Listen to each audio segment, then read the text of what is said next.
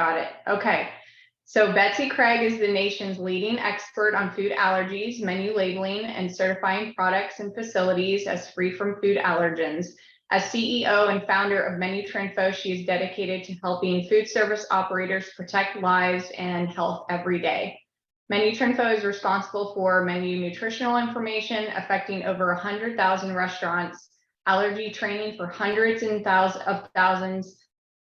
Excuse me, sorry. I lost my notes. Okay. Hundreds of thousands throughout the US and Canada, with well over 1,000 colleges and universities using AllerTrain, which is an ANAB accredited program, as well as providing product transparency to today's food allergic consumer through ISO certification of spaces and products. Today, Betsy will be discussing updates and new legislation in the FDA's 2022 Food Code and what it means to the food service industry regarding food allergies. You all can please feel free to utilize the chat function if you have questions for Betsy, as I will be monitoring that throughout the webinar. So with that, I'm going to turn it over to Betsy. Thank you, Kelley. Thank you for the introduction. It is good to see everybody on this coffee talk / informative session today. I will apologize in advance. There will be quite a bit of talking to you, hopefully not talking at you, but there's a lot of good information to share with you today about food allergies and what we're doing in the industry and what we're seeing the industry do to change and start to, well, I think to increase accommodation for food allergies across food service throughout the US. It is a thrill to be with you all today. I am so excited. I am trying not to vibrate out of my toes because number one, I love sharing this information. And number two, many of you, I don't know if y'all saw me waving, but as you were coming on today, I was waving to say hello just because it's so good to see your faces. So welcome to an industry guide to regulatory changes for food allergies. Now let me see if I can make it change. I'm going to go through just a couple of basic points. We have seen a massive increase on food allergies show up. I think the really main point to this is 2011, we had 15 million folks with food allergies in the US. 2019, oops, that increased to 32 million.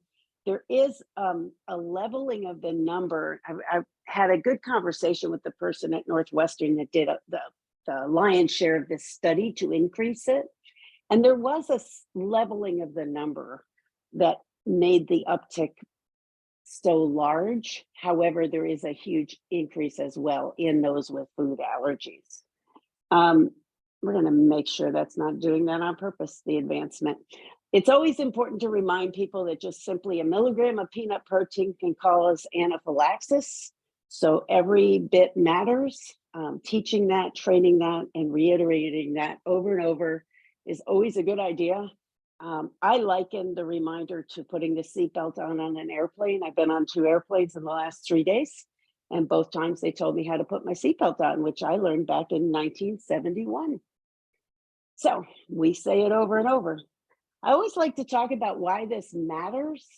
And the easiest way for me to talk about why I'm passionate about food allergies, and the company my husband and I founded in 2010 exists to inform folks what they can safely serve on the plate or in a bottle when it comes to food allergies. Food allergies matter for me, not because I have food allergies or because my kiddos have food allergies. I always joke around and say I could eat the tablecloth. I can eat anything. And I clearly have.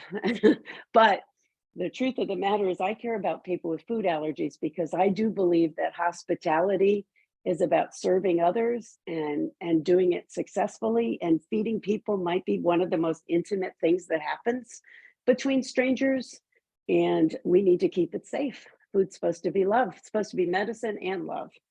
And the best way to tell this story is to give you a story about a food allergy incident that we got called into from MenuTrinfo. It was a high school. It was a private high school in a state here in the United States. And my phone rang, and it was my buddy who's the food allergy lawyer in the country, Mary Vargas. And she said, "Do you know XYZ school?" And I said, "I sure don't." She said, "Do you know this food service company?" And I said, "No, I sure don't." "Why, and what can we do?" And they had a junior there, and it was a privileged school to go to. It was a live-at school, a boarding school, but it was a state-owned program. And they had this kid come in for just his junior and senior years, but he earned the right to be at this school. It's a special STEM school, and he wanted to go on and become a doctor. And he is pre-med today. I always like to say he lived through what I'm going to tell you. His junior year at this high school, he went in, and of course, all he could do was eat on campus. So he goes in to eat on campus, and this kiddo has 2 allergies, and both are pretty severe. One's dairy and one's poultry. And he got cross-contacted at least twice that required epinephrine, did not require an ambulance ride. However, as we all know, the reaction can be worse a second time or a third time or a fourth time, or it can be mild a fourth time and worse the fifth. We just don't know. And in this young man's case, his 3rd episode involved a helicopter ride, as did his 4th. I will tell you that one of them, and it's interesting, I was talking at a chef conference earlier this week. One of them involved the chef making him a vegetarian hamburger because they knew there was no poultry in there, but he didn't check it for dairy because it wasn't a vegan burger, it was a vegetarian burger. So that's why we do what we do. I will tell you that we went in there in the middle of COVID. We worked with the food service company that was on that location. We worked with their folks to the very best of our ability. And we got that kid through his senior year of high school together as a crew together. What I love about the story of this particular incident is that they literally sent myself or Beth Winthrop, those that know Beth, a picture of every single meal that kid ate for his senior year. And we redesigned a whole lot of their line and how they were handling things. And the end result is that student never had another incident in that high school. And he is entering his junior year of high school in the fall, and he is still pre-med, and I still get emails from him, and I couldn't be happier. But that's why we do what we do. And that's what's really important to me. So that's what kind of drives the bus, if you will. We do have laws in the US, and that's what I want to talk about, is what we have is current laws, how they affect food allergies. I'm going to go through the current regulations. There's only a couple that affect food allergies. Everybody knows FALSPA. FALSPA went into effect as of January 1st, 2006, a long time ago, way before we had 32 million people with food allergies. I'm wondering if anybody wants to put in the chat if they know the bounce back that we've had that's not necessarily a positive when it comes to food allergies from FALSPA. I'll give it a second and see if any chat pops up. The good news about FALSPA and what it did right for us was it identified allergens. It said if any of them are the big 8 allergens, any ingredients, you've got to put that on the label in one of 3 different ways. So FALSPA worked well for that reason. I don't see if anybody's come through in the chat or raised their hands. I'll pause for a second, seeing if anybody wants to pipe in on something that was in FALSPA that we are dealing with heavily today. And this is legislation that's going to come down the pike, and we're in the middle of the conversation. And although I respect and understand how hard it is to do this on Zoom, please feel free to jump in the future if asked. The challenge that happened within FALSPA is where they introduced the idea of precautionary allergen labeling. We call it PALS. And I can only see a couple of you. Most of you don't have your video on, but you're like nodding your heads. Like PALS make things hard, don't they? Those precautionary allergy statements. There's 31 different statements I personally have seen, from made in a facility, may also contain, might be a kissing cousin of the second in command of that. I mean, they're making all these statements up to try to give notice that it may contain milk, eggs, soy, and tree nuts. However, it's super, super confusing for the consumer It's confusing for food service. It's confusing for you. It's confusing for me. And then we have all of the bounce back that happens when somebody's trying to label a product, label a CPG, and you guys and gals are trying to get to the bottom line. So that is the negative that happened with FALSPA, although I'm sure that's not on a billboard anywhere, but that is something that the industry is facing and the FDA is facing now, is that negativeness of those precautionary labels. We face it all the time when we're doing allergy tagging and allergy charts for our customers. You know, and how do we tag for allergens if it's say may contain, and just because the statement's not there doesn't mean it's not being made on a line right next to it. We have no way to know. So let's move on. So it's almost always, so labeling foods with the ingredients almost always works, except when it doesn't. Does anybody in the audience know when labeling doesn't work for allergens? Can you think of a product that where you might not see FALSPA come through?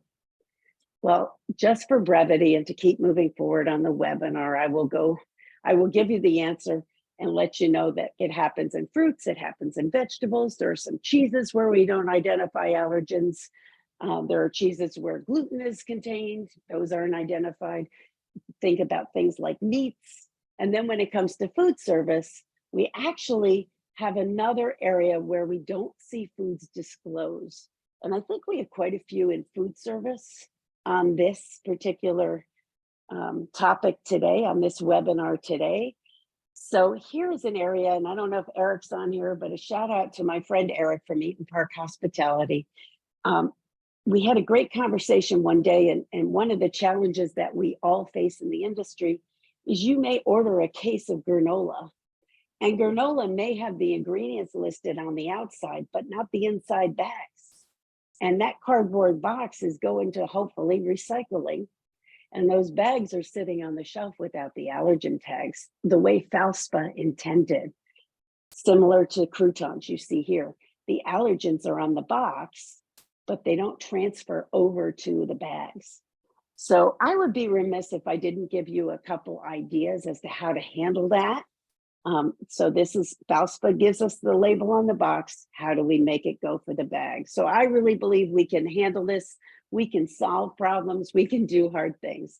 And it used to cost $2.49 to get a purple Sharpie.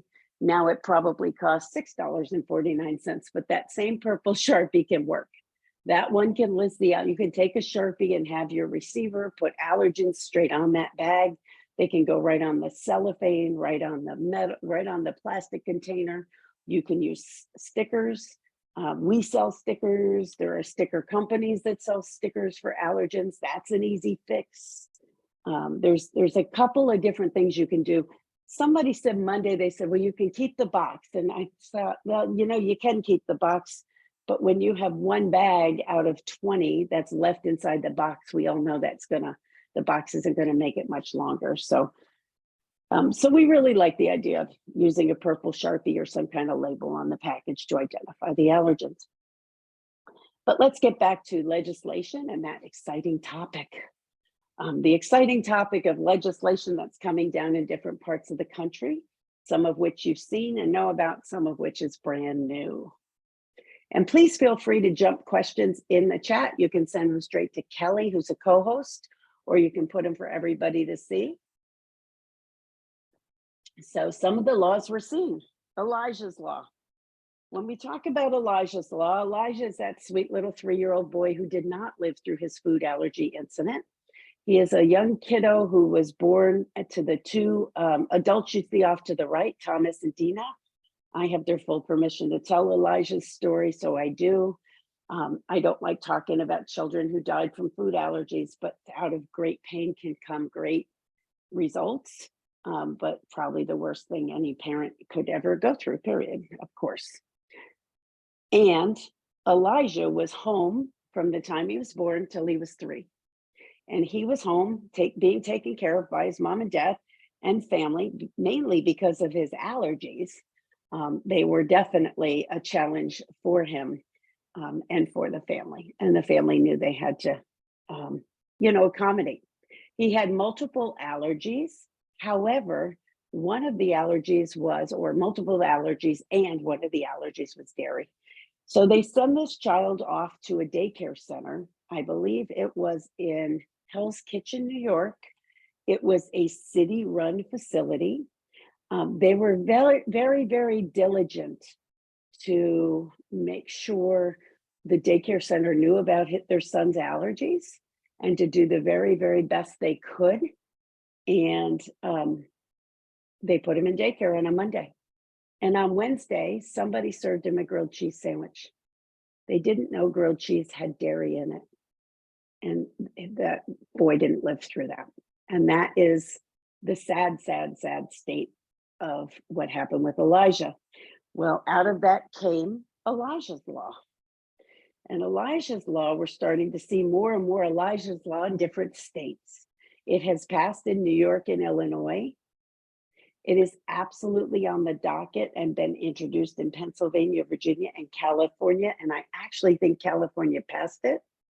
And I just heard of another state that got introduced, and I apologize for not knowing off the top of my head, but you can put a Google alert for it. You can stay up on it that way. If somebody knows, please feel free. Thank you, Sarah, in the chat, Missouri. I knew there was another state. So I just figured out how to talk, do the slides, and have the chat. So thank you for that. Let me tell you, Elijah's Law has 3 parts to it. It says first, they want access for every childcare facility to have auto injectors on hand in case of emergency. So generic epinephrine, whether it's, a needle, a sniff. We've got some new stuff coming out when it comes to epinephrine devices. Very, very exciting times. But that is 1, every childcare center. 2, education for every single adult in every childcare center. So training, basically Allertrain Mini, if you will, or Allertrain pre-K for those childcare centers. And 3rd is that there's room for equity, and that everybody, it says to make sure that all children in every school or childcare facility in every neighborhood, regardless of socioeconomic conditions, culture, or class, will be safe where their parents drop them off. Which, isn't that something we all want? We can all get behind that. So that's what's going on right now with Elijah's Law, and where we are seeing it pop up more and more. I do know there's a lot on the books coming for that.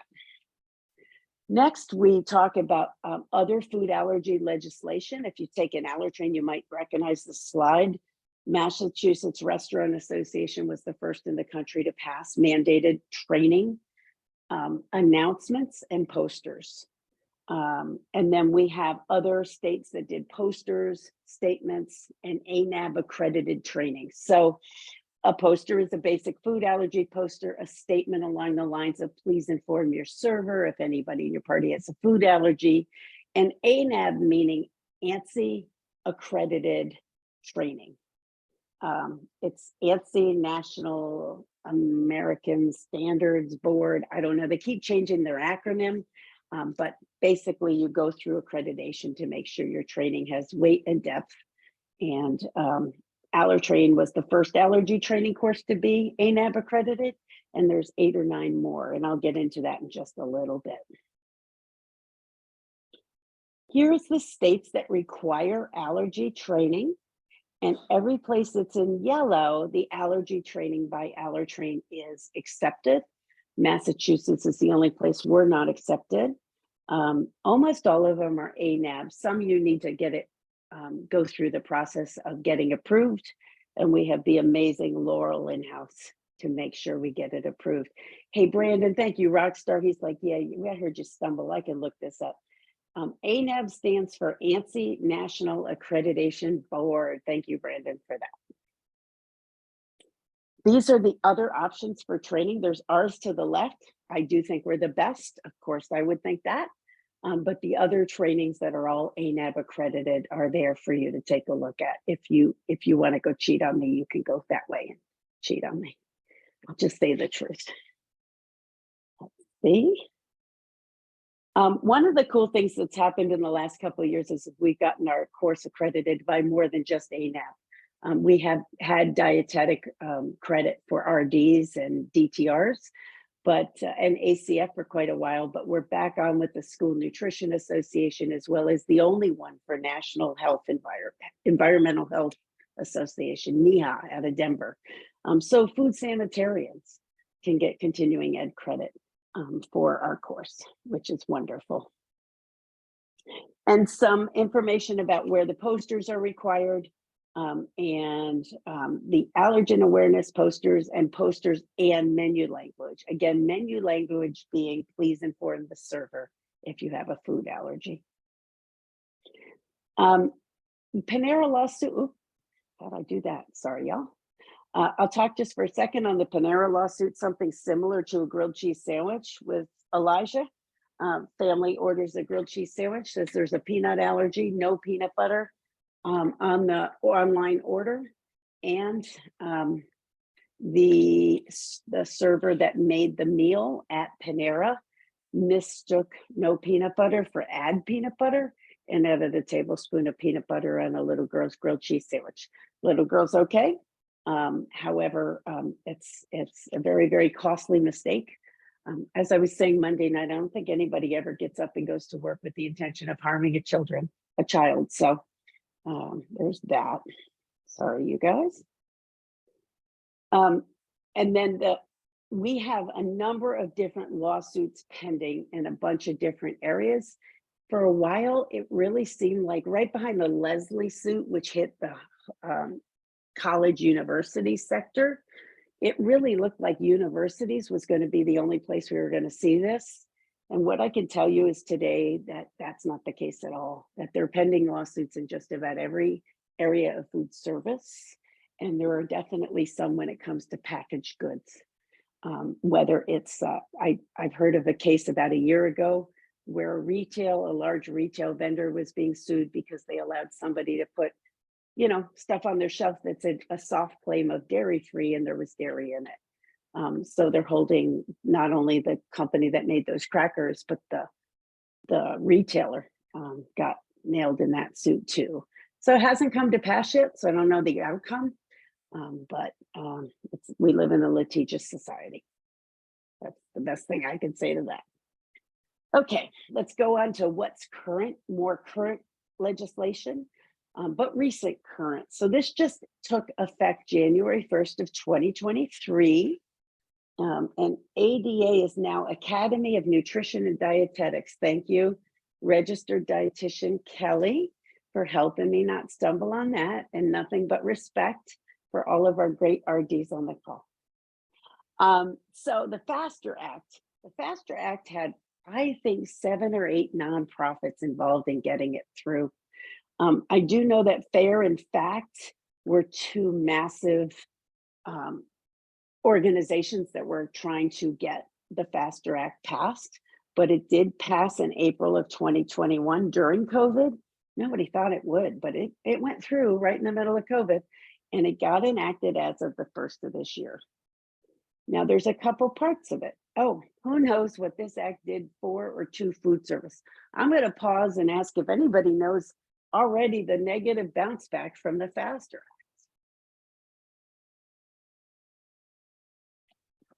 If I had Jeopardy music, I would play that for you now. I'd probably owe somebody money though. I've got something. Okay, bring it. Thank you, sir. So one thing that I know Aramark has run into quite a bit, especially around bakery items, the difficulty in complying with the regulation that what some manufacturers have done is pretty much just across their product portfolio, just say sesame is in it, instead of really genuinely trying to exclude that food allergen from their production facility and from their operation. So it's like one of those situations, you can't, comply, then everything just has sesame in it now. So it's been one of the unanticipated sort of ripple effects of the legislation going into effect, especially, you think about bakery operations, it is probably a nightmarish endeavor trying to fully exclude it from the operation. So yeah. One of the folks I was with at the chef conference said to me he could only find one brand of bread to serve without sesame, that they said it was sesame free. So it's had, and by the way, Brandon's absolutely right. Brandon, maybe that's why you were an award winner last year, for your great passion about those with food allergies. It's good to have you here, and thank you for that. That's absolutely, the point is, oh, wait, it is the point, but I don't know where the picture went. I have great pictures of sesame seeds. There you go. Look, I'm going, there we go. That, what has happened is that some of the brands have actually put sesame seeds on top of the buns, like you see there, so that people know automatically. So folks that could eat at a certain place or eat a certain brand's bread, and they had sesame allergies, all of a sudden after January 1st, they no longer could. So it's a definite negative bounce back that happened. So thanks for that. That's the only negative that I know. Let me go back and do this in order now. First off, if you want the ins and outs of the Fast Track, there's a great YouTube video on the FDA's website. And there's the link for it. You can just go to the FDA website and type in the word faster and it'll pop up. But the Fast Track gave us 4 pieces, and sesame is one and by far the most well-known. The second is HHS must report certain information related to food allergy research and data collection. We're finally going to have a place all the research has to land and not have it just be this nonprofit, that nonprofit, this college, this. I mean, there's a phenomenal study about thresholds for food allergies out of Australia. So having a place here in the US that can gather it all together, I think is a win. Because it gives us an authentic and authoritative voice when it comes to getting this information. They also have put in the FASTER Act that there's going to be a study and a look at the economic cost of food allergies.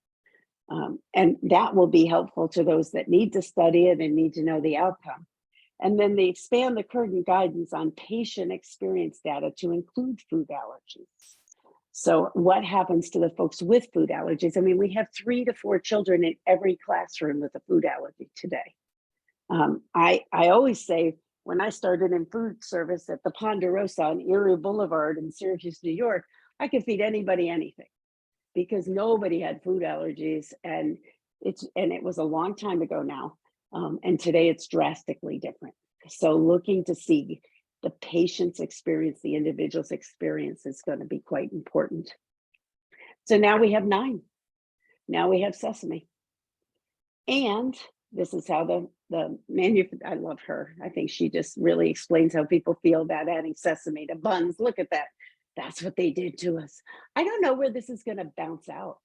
I mean, I'm really anxious to see where this bounces out as a trend in our country and how it's going to affect us. Beatrice, you want to jump in from our friends to the north? Yeah, thanks so much, Betsy. It's interesting. We've been following this very closely. And for those of you that don't know, Canada has always had sesame as a priority allergen since we began priority allergens many decades ago.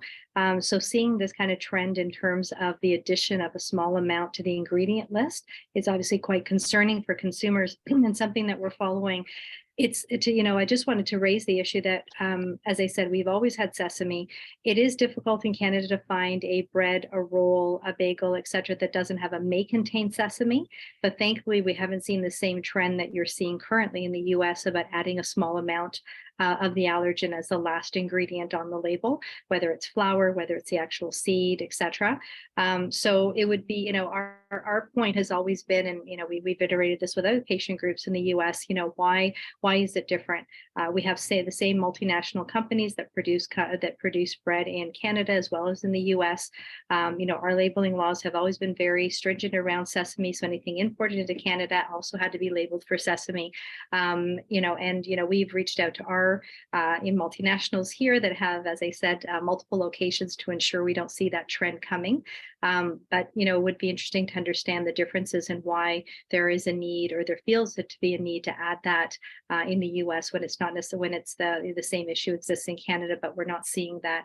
And thankfully, I know anecdotally, we can say we're not hearing a lot of reactions specifically to a may contain sesame as an example. Again, that's purely anecdotal. We don't have specific stats on that. But from a community perspective, it is challenging to find something that it may contain, but not necessarily seeing that little bit of ingredient added at the end of the ingredient list. So I just thought Hey, Beatrice, before I let you go, first off, I love that you're here. I love that you're happy to jump in and share, and I just really appreciate everything you do. Asked by one of our folks here today, do may contain and other advisory statements have standards in Canada? I mean, it's the same as the US, isn't it?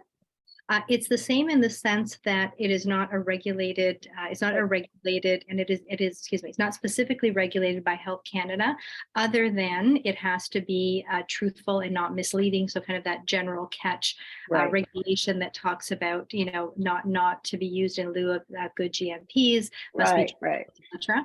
However, it's the same as here. Yeah. But there is some limited guidance that's come out from Health Canada. And I guess one of the big differences between the guidance that we have here versus the US is that Canada back in 2012 did put out a statement, did put out recommendations about using one statement. So if you're going to use a precautionary label, to use a may contain as opposed to facility statement, line statement, etc. So that's something that I think is a bit different in the sense that many of the products you would see here, when there is a PAL, I would say the majority of the time it just says may contain and then lists the allergens there. Right, instead of the 31 different. So that's, thank you very much. So first off, we do have a blog on our website, MenuTrinfo.com, that goes into all the different statements used here in the US and the challenges with that.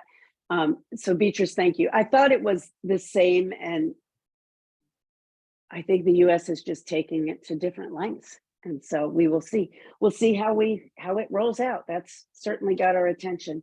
I also think it's quite interesting. The brands that have added sesame to the ingredient label are some of the most trusted brands in the country, some most well-loved concepts, and it's still going on. So, so the Conference of Food, on with more legislation that's coming, and hopefully we'll have some time towards the end too for more questions, or pop them in as we go. Feel free to unmute yourself and give me answers if I ask questions. I super appreciate that. Thank you for that. When I started in the industry, Rock and I started the company in 2010 as menu labeling and then allergies. And we get to do a lot of teaching about food allergies, certified products as free from. There's a lot of great stuff that happens. But I didn't know anything about what I was walking into. And the first thing I kind of walked into face first was this Conference for Food Protection. I mean, it's like a gigantic organization, 650, 700 volunteers, some of the best food professionals, food safety professionals here in the US gather and help advise, recommend, meet in committees, dissect every syllable of words to come up with what should or should not go into our nation's food code. That's really huge and important role. And it's a huge job. Couldn't be done without people that work hours and hours and hours of their lives tirelessly, volunteering their time and efforts. I learned about it back in 2012. I joined it in 2013, and I started hammering on them about food allergies back then. So I'm really excited about being able to share with you some new food allergy pieces in the food code that have just come up. But first, I would like to call your attention to the link that Beatrice so generously put in there for us into our chat. Thank you for providing that. Beatrice, you're wonderful. I don't know if you'd be willing to do an info at your email or your general email. If folks wanted to send a question to you, that would be great. Maybe we should have you come talk in a future one of these. That would be wonderful. There's a lot of great information, you guys. There's so much. But back to Conference of Food Protection. When I joined it in 2013, they had just put out the term cross contact in the food code in the 2012. And cross contact is the term we use when it comes to food allergies, and on purpose. We don't call it cross-contamination. We call it cross-contact. And that describing the inadvertent introduction of an allergen into a product that would not intentionally contain that allergen as an ingredient. And so that definition hit the code in 2012. People still misuse cross-contamination instead of cross-contact, of course, but it was put in the food code in 2012. And in 2013, when I joined, I started putting in my arguments and suggestions for changes in the food code. I didn't know what I was doing. That has never slowed me down. Those that know me and know our business know we'll try anything to help protect those with food allergies. So we've got some good news. The food code that came out in 2022, it comes out towards the end of the year. I always say it makes horrible reading over the Christmas holiday or the New Year's holiday because it's a really thick book and the annexes are deep and there's a lot to it. And because I had served on a couple committees within the CFP and specifically around allergens, I knew we were going to have some pretty exciting stuff. So we've had 3 significant changes to the 2022 food code that revolve around allergies. The first is sesame, the second is labeling, and the third is training. And I want to dive into those with you here so we can get a little bit more detailed. Adding sesame as number 9 happened because of the FASTER Act. Well, the ripple effect was it had to be changed in probably about 18 to 20 different places in the food code where we listed out 8, where we, called out what they were, that sort of thing. Another thing that happened, and I still haven't gotten a great answer on this, but we used to call them the top allergens. Some also referred to them as the big. Now they're being called the major. So we're changing language. I told you they tease out the words like crazy. So that's another word they teased out. And if I'm going to tell you sesame's added, we all know that. But please, if you have a phone, take this picture of alternate names for sesame. If you're in the kitchen, it's important to know alternate names. Google it, print it off, and plaster it on your wall. If somebody's allergic to sesame, they need to watch out for all of these different ingredients. Number 2, food labeling. Okay. This is a little bit more complicated, but this piece of the food code says requiring written notification to consumers of major food allergens as ingredients in unpackaged food and labeling of major food allergens in bulk food that's available for consumer self-dispensing. So when you're walking down the aisle at the place that has all those plastic bins and you're gonna pick the trail mix, if it has tree nuts, it has to say tree nuts now. If it has peanuts, it has to say peanuts. If it has any of the allergens, it needs to say it. And then other written notification to the consumer. If it's a grab and go jar, like if you make your own salad dressing, you're going to need to add if there are allergens on there. We're also seeing this take effect for things like those clamshell containers that you get at a deli counter in retail. So if that happens and there's allergens and let's say there's wheat in the potatoes that go with the fried chicken at your local grocery store, tagging that there's wheat in there is one of the major allergens. I almost said big, one of the major allergens that needs to happen on that clamshell. And that is for states that adopt the 2022 food code in its entirety, or if they adopt a piece of that. And that's a whole different discussion of who adopts which food code. I do know that Monday night when I was doing this talk, we had people from Kansas and they're still in 2009 food code. So adopting the most current doesn't automatically happen. It takes a lot of back and forth before a state does adopt a new food code. I'll make sure I've got all of that. Yeah, I think I've got all of that on the food labels. Talks about if you're going to show the weight and the price, you need to show the allergens.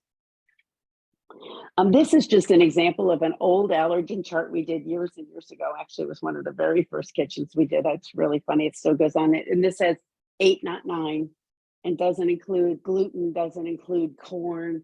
A lot of folks want us to include all kinds of other things. I think Rocky's database now goes up to 20 different ingredients if we need it, but allergen charts are going to be plentiful and more across the board for folks to be able to identify which allergens are where.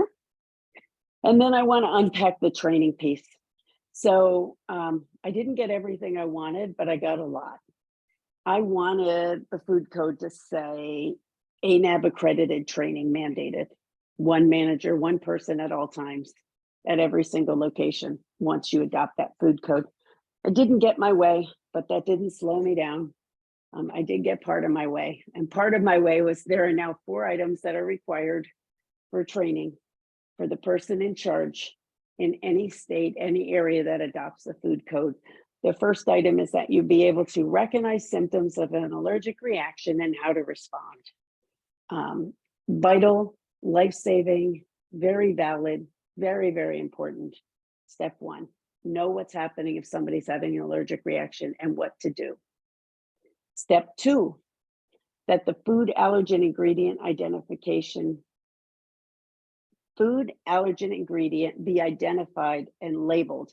So how do you identify ingredients that have food allergens in your restaurant, in your, I don't know, mobile cart, in your any place where you serve food?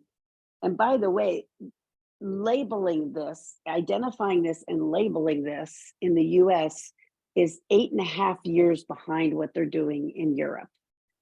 8.5 years ago in Europe, they mandated that all 14 allergens must be identified and labeled on every single product. If you're going to give $1 for a piece of pizza at a gas and go on the side of the road in Italy, if it's got allergens, it's got to be on the label.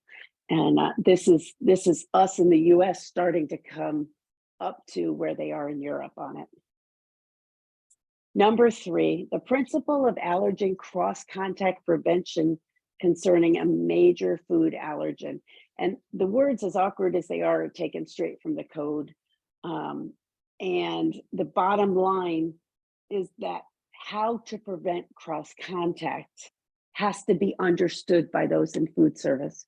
Change gloves, wash hands, purple cutting board, different cooking equipment, all those different ways to prevent cross contact. In Allertrain, I think we go through 7 or 8 of them when we're doing the back of the house section. Those are all areas for cross contact to prevent cross contact, not poor cross contact.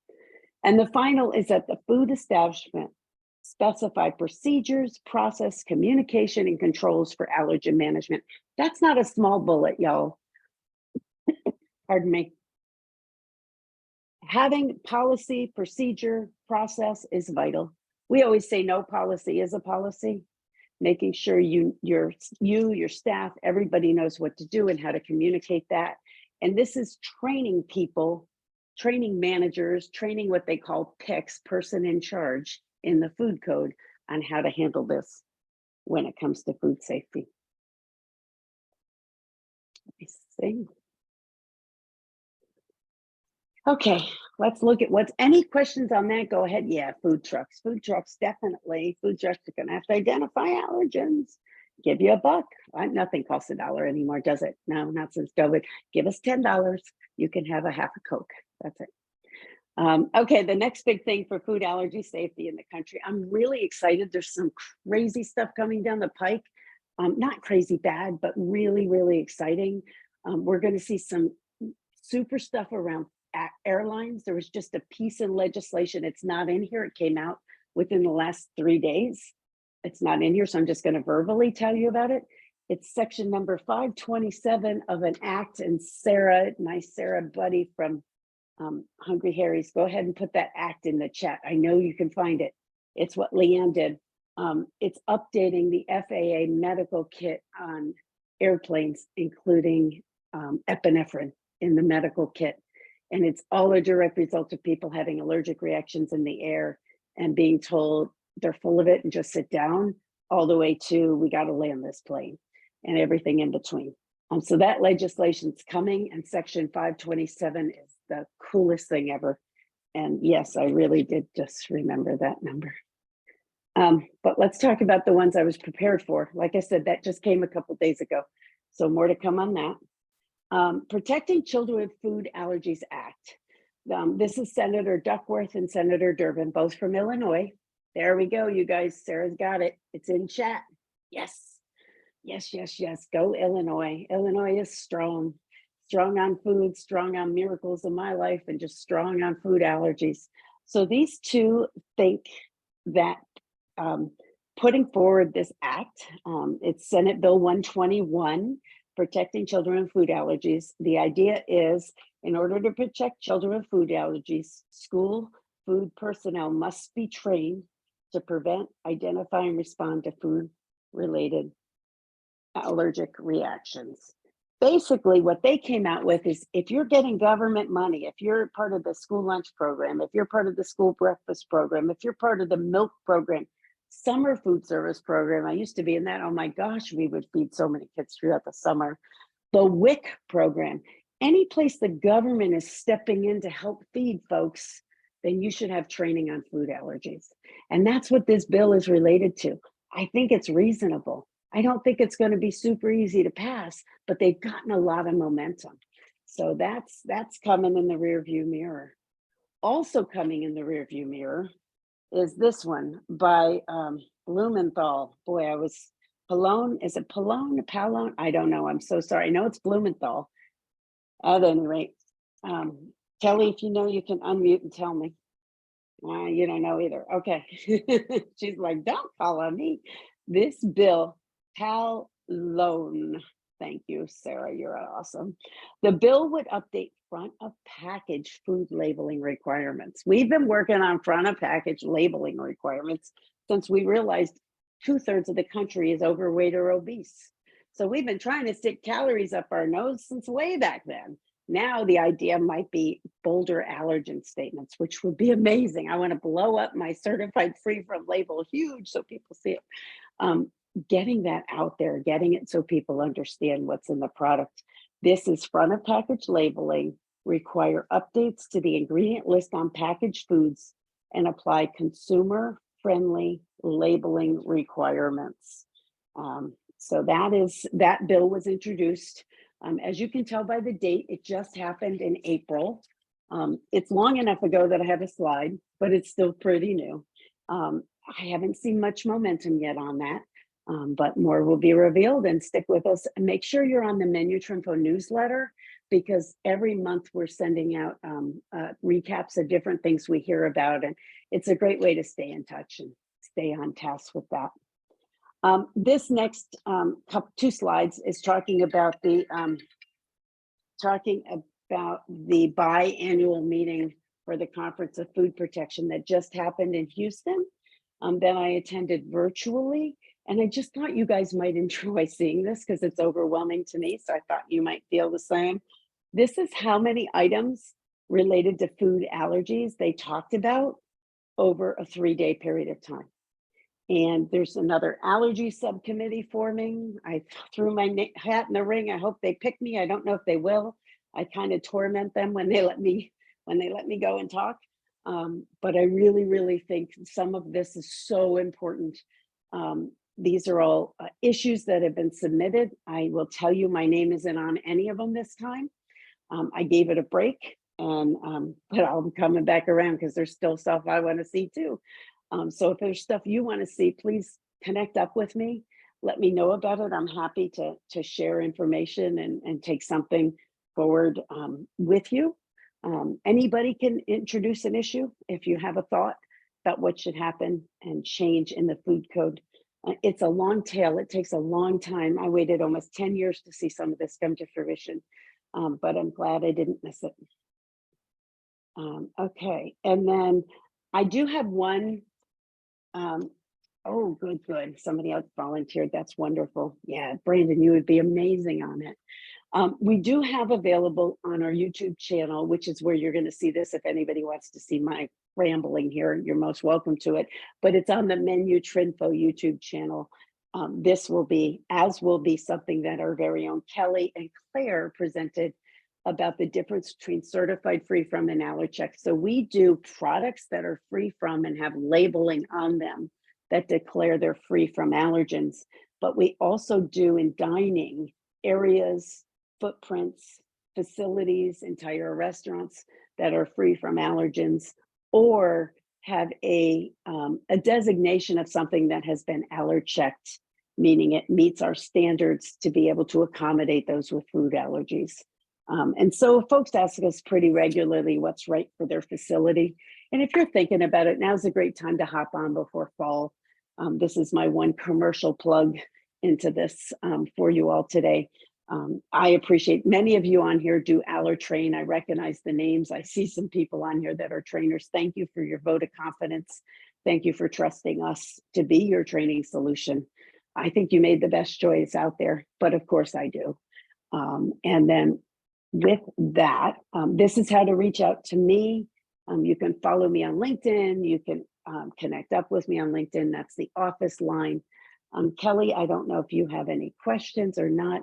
I think for brevity and for simplicity's sake for the recording, we should probably take the recording off now. And I will leave my contact